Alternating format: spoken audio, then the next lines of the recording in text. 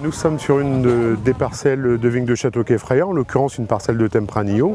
Sur la propriété, les vendanges 2017 et l'année 2017 en général va s'accompagner de certains petits changements. C'est l'élevage des vins en amphore.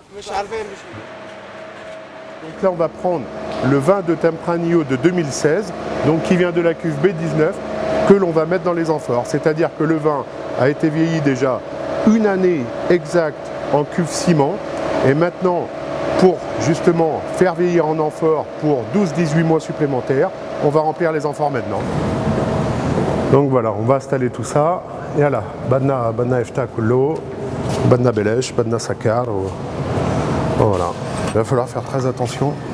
Il faut savoir que historiquement parlant, il y a beaucoup de fouilles archéologiques qui ont mis en évidence que les Phéniciens transportaient les vins en jarres, etc. Nous, on a voulu se poser la question de savoir, mais s'ils utilisaient les jarres, qu'est-ce que ça pouvait apporter au vin en termes de vieillissement, en termes d'échange. On est les premiers au Liban à avoir cette approche-là. Voilà, on remplit par le bas pour justement éviter ce phénomène de trop d'oxygénation. L'argile est un matériau poreux, donc bien évidemment il va y avoir des phénomènes de micro-oxygénation, il va aussi y avoir des phénomènes d'évaporation, donc il va falloir être très rigoureux en termes de suivi. On est là, c'est presque plein.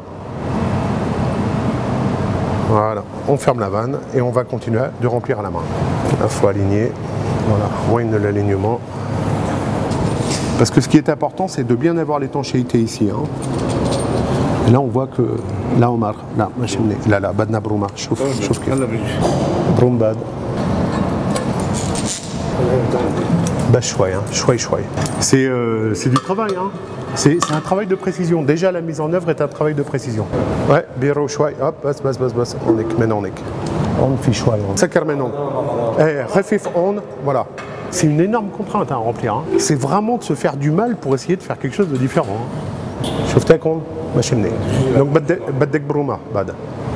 Brouma bad. Badek brouma je crois. Là on mafto. Ça fuit. Vas-y, appuie Omar.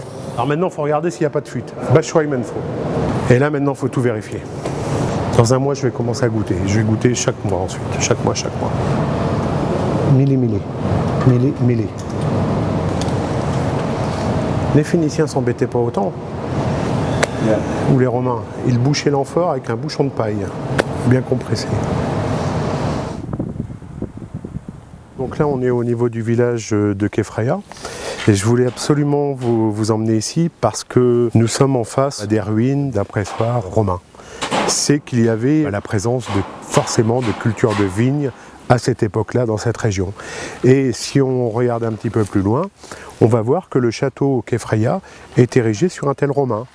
Et en faisant le tour dans le vignoble, nous verrons aussi les hypogées où justement les Romains qui avaient établi leur camp à l'emplacement du château sur ce tel, donc construit à main d'homme, étaient enterrés. Ce qui signifie que si on fait le lien entre ce pressoir romain, le tel du château, les hypogées dans la propriété, dans les parcelles de vignes, le temple de Bacchus à Baalbek et également toute l'histoire phénicienne, il tombait sous le sens justement de se poser la question de l'élevage du vin en jarre.